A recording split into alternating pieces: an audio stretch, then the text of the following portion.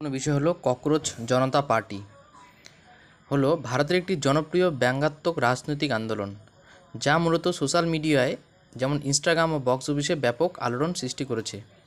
এটি কোনো বাস্তব বা নির্বাচন কমিশনের নিবন্ধিত রাজনৈতিক দল নয়। এবার মেন বিষয়টা হলো কেন গঠিত হলো এই দল।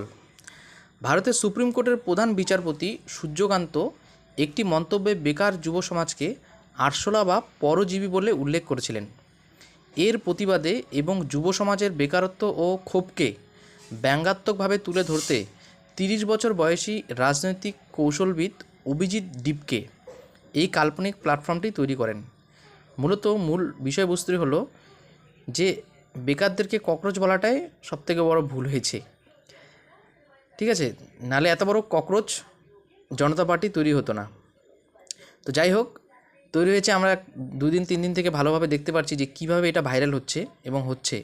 সবাই এটা সার্চ করে দেখছে এবং ভিডিও তৈরি করছে।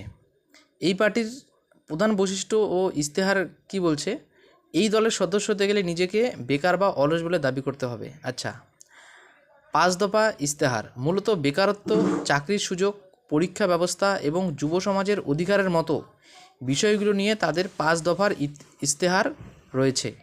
আচ্ছা, এখানে কিছু নিয়মও রয়েছে। তারপরে দেখা যায় আরও কী বিষয় দিয়েছে এখানে, রাজনৈতিক প্রতিক্রিয়া। তৃণমূল কংগ্রেসের 2 সাংসদ মহুয়া মৈত্র এবং কীর্তি আজাদ সোশ্যাল মিডিয়ায় এই ব্যঙ্গাত্মক আন্দোলনের প্রতি সমর্থন জানিয়েছেন, যা নিয়ে বেশ শোরগোল পড়েছে। আচ্ছা, তো এখানে রয়েছে, আমরা মেন বিষয়টা আমি যখন গুগলে সার্চ করলাম দেখতে পেলাম যে এই বিষয়টা এখানে বলেছে যে ককরোচ জনতা পার্টি কী এবং কেন এটি তৈরি হয়েছে। মূলত বেকার সমাজকে আরশোলা বলাতে ইগো হার্ট হয়েছে, তো তাই এটা মানে এরকম একটি ককরোচ জনতা পার্টি তৈরি হয়েছে। তো এখানে অনেক ভালো ভালো বেকারের জন্য অনেক ভালো ভালো বিষয় এখানে তুলে ধরেছে, সেটাও দেখলাম যে সেখানে বেকারদের জন্য চাকরির ব্যবস্থা, পরীক্ষা, সেই বিষয়গুলো এখানে দেওয়া আছে। তো এটা আমি গুগলে সার্চ করে এই বিষয়টা জানতে পারলাম। তো তোমরাও দেখো, জানবে। তো ধন্যবাদ বন্ধুরা, আগামী দিনে এটা নিয়ে আমরা আরও অনেক কিছু বিষয়ে জানতে পারবো।